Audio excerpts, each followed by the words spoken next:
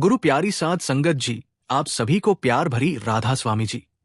Video शुरू करने से पहले एक विनती है, कृपया वीडियो के कमेंट बॉक्स में राधा स्वामी जरूर लिखें और अपने शहर का नाम जरूर लिखें और इस वीडियो को अंत तक पूरा देखें।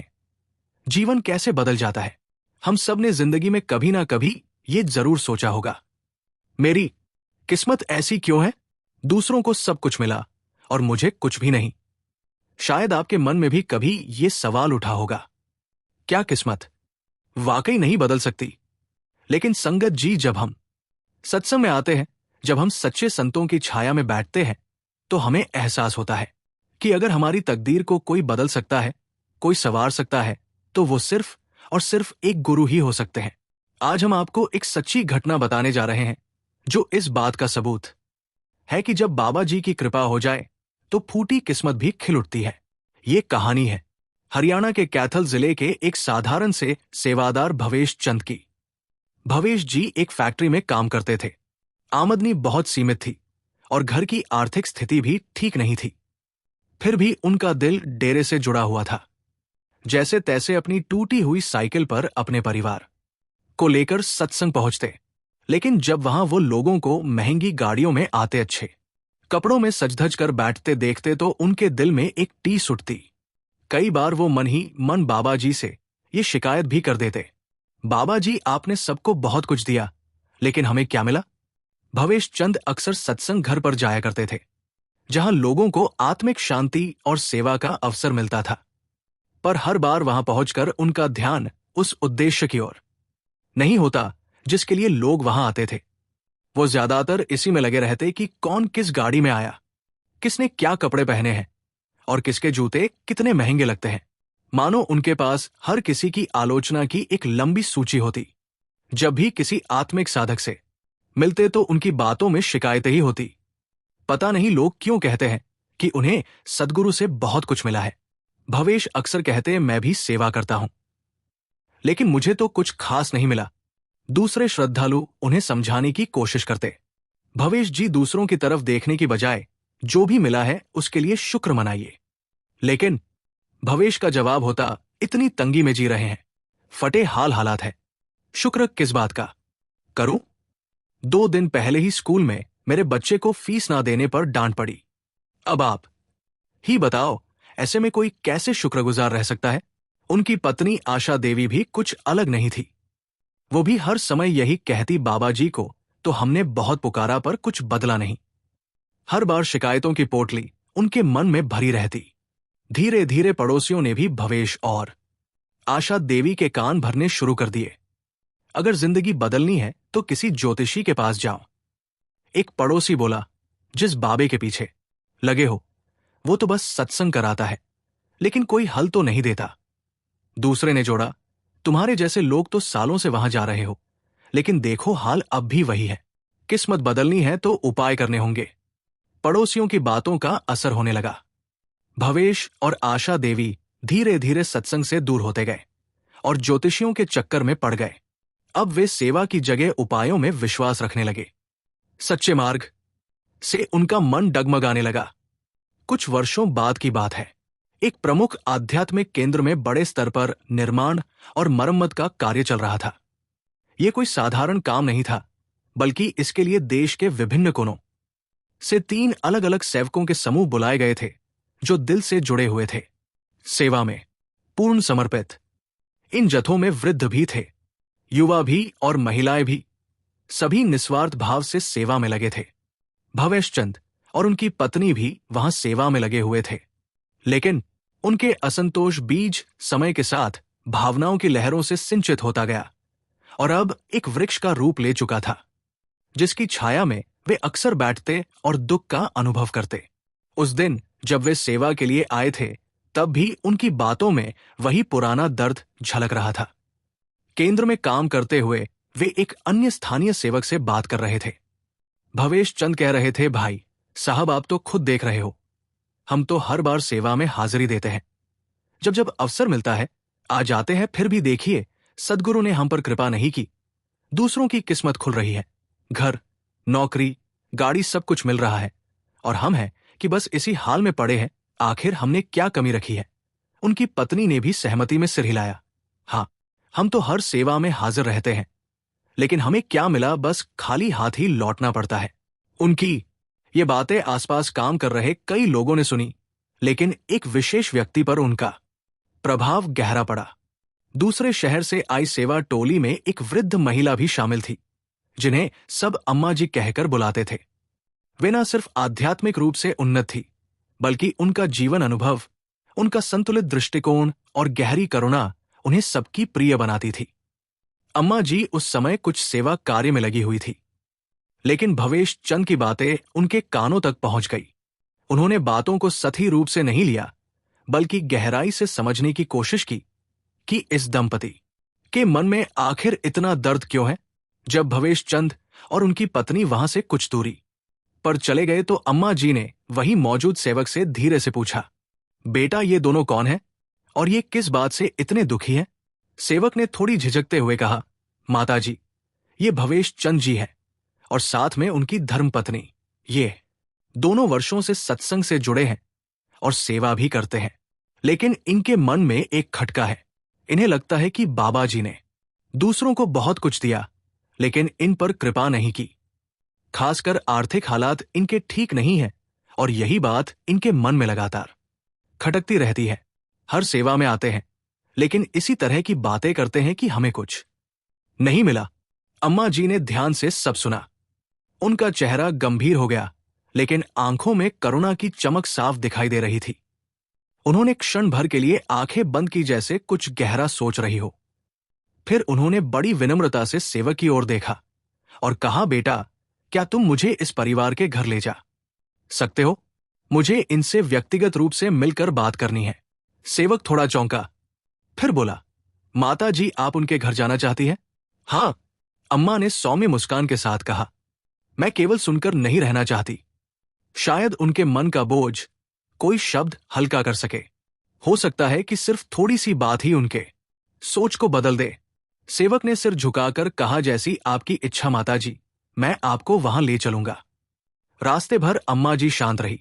उनके मन में कई भावनाएं उमड़ रही थी, दया, समझ और एक उद्देश्य। वो जानती थी कि शिकायतें केवल शब्द नहीं होती, वे आत्मा की पुकार होती है, और यदि समय रहते उन्हें सुना ना जाए तो वे जीवन भर की पीड़ा बन जाती है। ये अम्मा जी का स्वभाव था। जहां कोई दुख दिखता, वहां वे केवल सुनने नहीं, उसे बांटने भी पहुंच जाती, और इस बार भी वे कुछ वैसा ही करने जा रही थी। आगे क्या हुआ? अम्मा जी ने उस परिवार से क्या कहा और उस मुलाकात का उनके जीवन पर क्या प्रभाव पड़ा, ये सब कहानी का अगला हिस्सा है। लेकिन यहां तक का सफर हमें यही सिखाता है कि हर शिकायत के पीछे कोई ना कोई गहरा घाव होता है, जिसे केवल एक संवेदनशील हृदय ही पहचान सकता है। एक दिन दोपहर के वक्त, जब सूरज की तपिश जमीन को झुलसाने लगी थी, एक साधारण सी गाड़ी पुराने मोहल्ले की संकरी गलियों से होकर एक छोटे से घर के सामने आकर रुकी। गाड़ी से एक बुजुर्ग महिला उतरी, सफेद साड़ी में लिपटी हुई, चेहरे पर शांति का तेज, और उनके साथ एक सौम्य स्वभाव वाला व्यक्ति भी था, जिसे मोहल्ले वाले सत्संगी बाबू कहकर जानते थे। ये घर भवेश चंद का था, एक मामूली मजदूर जो फैक्ट्री में काम करता था। घर की दीवारें थोड़ी सी झुकी हुई, सामने एक आंगन था जहां धूल में सने दो छोटे बच्चे मिट्टी के घरौंदे बना रहे थे। घर की बनावट ऐसी थी जैसे वक्त के थप्पड़ों से वो हर रोज थोड़ा और झुक रहा हो, लेकिन फिर भी उसमें रहने वालों की उम्मीदें अभी भी सीधी थी। जब भवेश चंद ने दरवाजा खोला और सामने सत्संगी बाबू को देखा तो चौंक गया। फिर उसकी निगाह बुजुर्ग महिला पर पड़ी, जिन्हें वो पहचानता नहीं था। लेकिन भारतीय संस्कृति में अतिथि देवता होते हैं, और चाहे हालात जैसे भी हो, मेहमान के लिए दिल और दरवाजा दोनों खुला रखना पड़ता है। भवेश थोड़ा सा कुचाया, उसकी आंखों में हिचक थी। घर में ना ढंग की कुर्सी, ना स्वागत का सामान। उसने कहा, आइए, घर तो छोटा है, लेकिन दिल से स्वागत है। भीतर एक छोटा सा कमरा था, जिसमें एक और टेबल पर किताबें और बच्चों की कॉपियां पड़ी थी। दूसरी ओर एक कोने में रसोई बसी हुई थी, जहां से मसालों की खुशबू आ रही थी। कमरे के बीचों बीच एक पुरानी सी चारपाई रखी थी, जिसे बैठने लायक बनाया गया था। आशा देवी भवेश की पत्नी, जिनके माथे पर समय की चिंता साफ झलकती थी, रसोई से बाहर आई और बिना ज्यादा कुछ पूछे मुस्कुराकर बोली, मैं चाय बना देती हूं। कुछ ही देर में चारों लोग कमरे में बैठ गए। दो लोग जो जीवन की ठोकरों से थके हुए थे और दो जो आत्मिक शांति की खोज में लगे थे। माताजी ने चाय की चुस्की लेते हुए भविवेश और आशा की ओर देखा और कहा, आज सत्संग में तुम्हारे बारे में सुना। तुम्हारी बातें सुनकर मन बेचैन हो गया। सोचा खुद मिलकर कुछ जानूं, समझूं कि तुम्हारे मन में क्या चल रहा है। आशा देवी ने एक फीकी मुस्कान दी और बोली, हमारे मन में तो बस रोज की चिंता है। बच्चों की फीस, राशन का जुगाड़ और महीने का आखिरी हफ्ता कैसे निकलेगा, बस यही बातें। भवेश ने उसी बात को आगे बढ़ाते हुए कहा, मैं एक फैक्ट्री में काम करता हूं। तनख्वाह इतनी है कि पूरे महीने हाथ तंग रहता है। कभी कभी तो बच्चों की किताबें भी उधार लानी पड़ती है। जीवन ऐसा हो गया है जैसे हर दिन एक नई परीक्षा हो। ये सब सुनते ही माताजी की आंखें कुछ देर को बंद हो गई, मानो वो इस दर्द को भीतर महसूस कर रही हो। फिर बहुत धीमी लेकिन दृढ़ आवाज में बोली, बेटा तुम्हें शिकायत नहीं, शुक्रिया अदा करना चाहिए। ये जो जीवन तुम्हें मिला है, जो संघर्ष है, ये तुम्हें मजबूत बना रहे हैं। हर कठिनाई एक शिक्षा है और हर आंसू एक दुआ में बदल सकता है, अगर तुम उसे सही दृष्टिकोण से देखो। सत्संगी बाबू ने भी बात जोड़ी, हम सत्संग में इसलिए नहीं आते कि हमारा जीवन आसान हो जाए, बल्कि इसलिए कि हम मुश्किलों को सहन करने की शक्ति पा सकें। अगर तुम्हारा मन शांत रहेगा तो कोई भी तूफान तुम्हें हिला नहीं पाएगा। एक पल को कमरे में सन्नाटा छा गया। बाहर बच्चे अब मिट्टी से नहीं, एक टूटी हुई गेंद से खेल रहे थे। हवा में एक अजीब सी खामोशी थी, जैसे सब कुछ पल के लिए ठहर गया हो। फिर आशा देवी ने कहा, पर हमें तो सिर्फ संघर्ष ही मिला है, क्या ईश्वर कभी हमारी तरफ देखेंगे? माताजी ने बड़ी सादगी से जवाब दिया, ईश्वर हर रोज तुम्हारी परीक्षा देख रहे हैं और वो तुम्हें भूल नहीं सकते। उन्होंने तुम्हें जो दिया है वही किसी और के लिए सपना है। विश्वास रखो, परिवर्तन आएगा, लेकिन भीतर से शुरू होगा। इतना कहते हुए माताजी ने भवेश के बच्चों की तरफ देखा जो अब मुस्कुरा रहे थे। शायद उन्हें कुछ समझ नहीं आया, लेकिन कमरे का माहौल बदल चुका था। वो छोटा सा कमरा अब किसी साधारण जगह जैसा नहीं लग रहा था। वहां अब उम्मीद की खुशबू थी और एक ऐसी ऊर्जा जो शायद पहली बार वहां आई थी। सत्संगी बाबू और माताजी थोड़ी देर और रुके। फिर जब विदा लेने लगे तो आशा देवी ने खुद आगे बढ़कर उन्हें दरवाजे तक छोड़ा। भवेश चंद अब थोड़े शांत थे। उनकी आंखों में अब भी थकान थी, पर साथ ही एक हल्की सी रोशनी भी, जैसे कहीं भीतर कुछ बदल गया हो। तुम्हें 2 वक्त की रोटी मिल रही है, ये कोई मामूली बात नहीं। तुम्हारे हाथ पांव सलामत है, ये कोई छोटी बात नहीं। तुम्हें सद्गुरु का नाम मिल गया, सेवा मिल गई, संगत और सिमरन का अवसर मिल गया। ये क्या किसी सौभाग्य से कम है? लेकिन हम क्या करते हैं? हम अपनी नजरें उन चीजों पर टिकाए रहते हैं जो नहीं है, और जो है उन्हें कभी गिनते ही नहीं। हम शिकायतों में इतना खो जाते हैं कि जो हमारे पास है उसकी अहमियत ही भूल जाते हैं। भवेश चंद और उसकी पत्नी आशा देवी की हालत भी कुछ ऐसी ही थी। दोनों दिन रात मेहनत करते, लेकिन फिर भी हालात जैसे टस से मस नहीं हो रहे थे। घर में तंगी थी, बच्चों की पढ़ाई अधूरी थी और हर तरफ से चिंता घेरे रहती थी। भवेश चंद अक्सर कहा करता, बाबा जी से क्या मांगा, क्या मिला, ये भी कोई जीवन है? लेकिन एक दिन सत्संग में जब संत ने ये बात कही, बता तेरे पास क्या नहीं है, तो भवेश चंद और उसकी पत्नी के पास कोई जवाब नहीं था, क्योंकि संत की हर बात ही सच थी। सच में उनके पास सब कुछ था, सिर्फ नजरिया नहीं था। अम्मा जी ने तब एक बात कही जो उनकी रूह तक उतर गई, अगर तू सच में चाहता है कि तेरी किस्मत बदले तो शिकायतें छोड़ दे, जो मिला है उस पर दिल से शुक्र कर। फिर देख मालिक तेरे लिए कैसे रास्ते खोलता है। तेरा काम सिर्फ भजन सिमरन में लगने का है, बाकी सब ऊपर वाला देख लेगा। बस वही पल था जब भवेश चंद और आशा देवी ने आंखों में आंसू लेकर सच्चे दिल से माफी मांगी। उन्होंने मन ही मन एक वादा किया, अब से हम शिकायत नहीं करेंगे, सिर्फ शुक्र करेंगे। उस दिन के बाद से ही दोनों ने जीवन को एक नई नजर से देखना शुरू किया। जहां पहले शिकायत थी, वहां अब कृतज्ञता थी। जहां पहले जलन थी, वहां अब दूसरों के लिए दुआ थी। अब जब भी सत्संग में जाते तो दूसरों की खुशहाली देखकर मुस्कुराते और मालिक से कहते, हे मालिक, इन्हें और बरकत दे। धीरे धीरे भवेश चंद का सारा ध्यान सेवा और सिमरन में लग गया। अब वो काम भी करता, लेकिन अंदर से शांत और संतुष्ट रहता। कुछ ही महीनों में फैक्ट्री में एक नई मशीन लगाई गई, एक ऐसी मशीन जिसे चलाने के लिए हुनरमंद आदमी चाहिए था। जब कोई तैयार नहीं हुआ तो मालिक ने पूछा, कोई है जो इसे चलाने की कोशिश करेगा? भवेश चंद ने पहले थोड़ा झिझकते हुए हाथ उठाया, फिर हिम्मत करके कहा, साहब, अगर इजाजत दें तो मैं कोशिश करना चाहूंगा। मालिक को थोड़ा शक था, ये आदमी तो अब तक मजदूरी ही करता था, मशीन कैसे चलाएगा?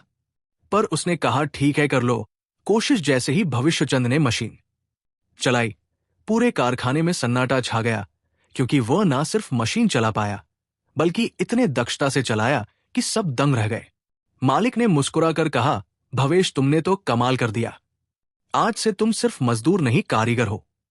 उसकी तनख्वाह 8 गुना बढ़ा दी गई, रात की शिफ्ट हटा दी गई। अब वो सुबह 9 बजे आता, शाम 6 बजे घर लौटता। वो थका हारा नहीं, मुस्कुराता हुआ घर आता। फिर शुरू हुआ असली बदलाव। अब हर महीने घर में पर्याप्त पैसे आने लगे, बच्चों को अच्छे स्कूल में डाला गया। आशा देवी के चेहरे पर भी सुकून दिखने लगा। चंद सालों के भीतर भवेशचंद ने एक छोटा सा प्यारा सा घर बना लिया, फिर एक सेकंड हैंड कार भी खरीद ली। लोग अब पूछने लगे, भाई, ऐसा क्या हुआ तुम्हारे साथ? कुछ चमत्कार हुआ है क्या?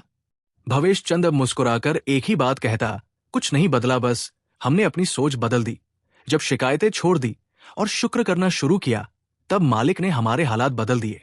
सब कुछ उसी की कृपा से हुआ है।